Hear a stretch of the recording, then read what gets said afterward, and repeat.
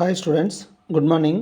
இந்த கேமில் பாருங்கள், ஒயிட் வந்து E4 ப்ளே பண்ணியிருக்கு, பிளாக் வந்து D5 ப்ளே பண்ணியிருக்கு.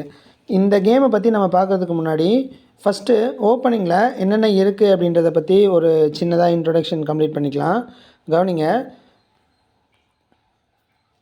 ஒயிட்டு வந்து E4 ப்ளே பண்ணலாம், அப்படி இல்லைன்னா D4 ப்ளே பண்ணலாம், C4 ப்ளே பண்ணலாம். ஓகேவா? ஸோ E4 ப்ளே பண்ணால் king's pawn open, D4 play பண்ணால் queen's pawn open, C4 side play பண்ணால் flank open, B side play பண்ணால் irregular open, A side play பண்ணாலும் இர்ரெகுலர் ஓப்பன் தான், F சைடு ப்ளே பண்ணாலும் flank open தான், G side play பண்ணாலும் irregular open, H side play பண்ணாலும் irregular open. So சென்டரில் தான் ப்ளே பண்ணணும்.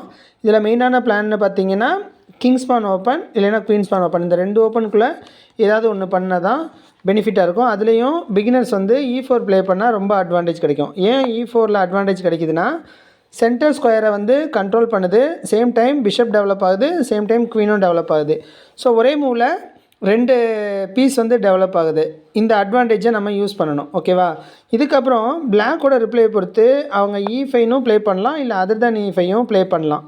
E5 ப்ளே பண்ணாங்கன்னா நம்ம என்ன பண்ணணும்னா நெக்ஸ்ட் மூவ் நைட் F3 பண்ணிக்கணும். ஓகேவா?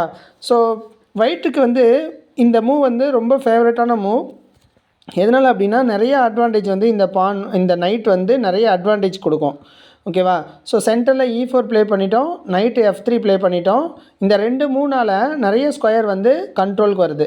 இதுக்கப்புறமா பிஷப் வந்துட்டு C4ல் ப்ளே பண்ணணும். ஃபார் எக்ஸாம்பிள் அவங்க ஏதாவது பண்ணுறாங்கன்னு வச்சுப்போமே, பிஷப் C4ல் ப்ளே பண்ணணும். அவங்க ஏதாவது பண்ணுறாங்க அப்படின்னா கேன்சல் பண்ணணும். அப்புறம் அவங்க ஏதாவது பண்ணுறாங்க அப்படின்னா சென்டரில் கண்ட்ரோல் பண்ணணும். அப்புறம் அவங்க ஏதாவது பண்ணுறாங்க அப்படின்னா நம்ம குவீன் சைடு டெவலப் பண்ணணும்.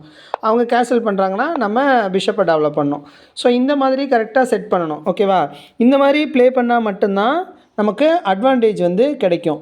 இதை தவிர வேறு சைடில் ப்ளே பண்ணிங்கன்னா உங்களுக்கு அட்வான்டேஜ் கிடைக்காது. இதை பற்றின டீட்டெயில்ஸ் இன்னும் நம்ம கிளாஸில் பார்க்கலாம். இப்போதைக்கு இந்த பாயிண்ட்ஸ்லாம் நோட் பண்ணி வச்சுக்கோங்க. ஓகேவா? Thank you students.